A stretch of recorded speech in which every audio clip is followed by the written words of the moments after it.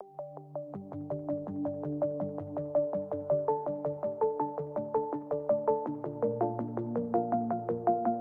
everyone, and welcome to my YouTube channel. Long ago, at the end of Dwapar Yuga, a divine plan was set in motion, one that would transform the soul of the universe into a new form. This is not just a story from scripture, but a journey of purpose, sacrifice, and eternal love. This is the divine transformation of Lord Krishna into Lord Jagannath. After the Great War of Mahabharata, peace did not come easily. Queen Gandhari, grieving over the loss of her sons, cursed Krishna. "You, who could have stopped this war but didn't, will also lose your clan and die alone in the forest." The curse echoed like thunder in the heavens, and Krishna, knowing all was destined, accepted it with a divine smile. 36 years later, the curse unfolded. A fight broke out among the Yadavas, and they perished at each other's hands. Dwarka, the glorious city built by Krishna, was swallowed by the sea. Having fulfilled his purpose on earth, Krishna walked silently into the forest near the banks of the Saraswati River. He sat under a tree, deep in meditation. In that stillness, a hunter named Jara mistook Krishna's radiant foot for a deer and shot his arrow. As Jara approached and saw the Lord, his heart broke. He fell to his knees weeping, but Krishna, ever compassionate, said, "Fear not. You were Bali in your past life, and I was Rama who shot you from behind. Your arrow has only completed the cycle." With these words, Lord Krishna smiled and left his mortal body. But the story didn't end there. When Krishna's body was cremated, something incredible happened. His heart, glowing like molten gold, refused to burn. It pulsed with energy, as if still alive. The hunter Jara, unable to understand this divine phenomenon, wrapped it in cloth, placed it on a wooden plank, and set it afloat in the ocean. Years later, in a distant kingdom called Avanti, a great devotee of Vishnu named King Indradyumna had a dream.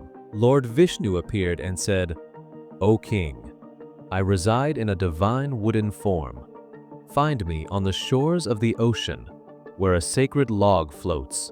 Carve from it the idols of me and my siblings, and establish a temple." Guided by the dream, the king set out with his entourage and discovered the floating log near the shores of present-day Puri in Odisha. No one could lift it until a tribal devotee, Vishwabasu, stepped forward. He was the secret worshipper of Lord Neel Madhava, a form of Krishna known only to a few. With his help, the log was brought to the palace. Carvers and craftsmen were summoned from across the land, but none could cut or shape the wood. Every tool failed. Finally, an old carpenter arrived.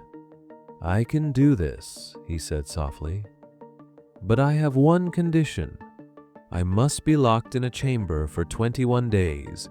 No one must disturb me. If you do, I will leave the work incomplete." King Indradyumna agreed. The carpenter, none other than the divine architect Vishwakarma in disguise, began his sacred work behind closed doors. For days, the sound of carving echoed through the palace. Then, silence. Worried, the queen insisted the king open the doors. Despite hesitation, the king gave in. When the doors opened, the room was empty. Vishwakarma had vanished. In the center of the chamber stood 3 wooden idols: Jagannath, with large round eyes and no limbs; Balabhadra, with a powerful face; and Subhadra, serene and graceful. The king was disheartened. "They are incomplete," he said.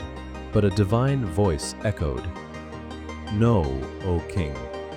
They are complete in the eyes of love." These were not just idols.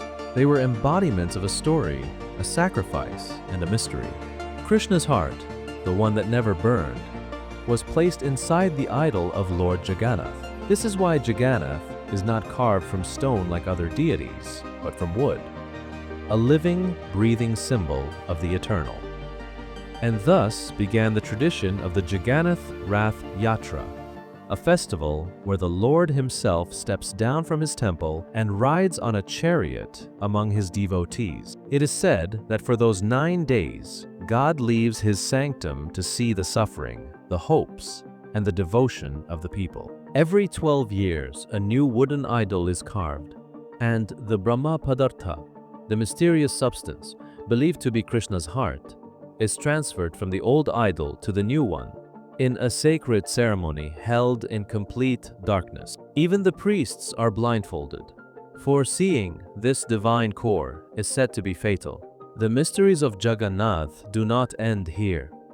The flag atop the temple always flutters against the wind. No bird flies above the dome. The temple's shadow never falls on the ground. The Mahaprasad never runs out. Even if 500 or 5,000 devotees arrive, there is always enough. Science cannot explain it.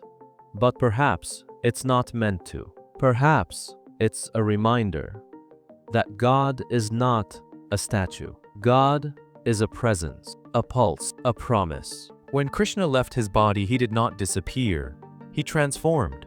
He became the Jagannath, the Lord of the universe, whose eyes see all, whose heart still beats, and whose chariot rolls forward with the faith of millions. So if ever you feel broken, incomplete, or abandoned, remember this story. Even a shattered city, a floating heart, and an unfinished idol can become the center of the world's most divine celebration. Because the divine doesn't need to be perfect in form. It only needs to be perfect in love. If this story inspired you, don't forget to like, share, and subscribe for more powerful tales from Atas Park YT.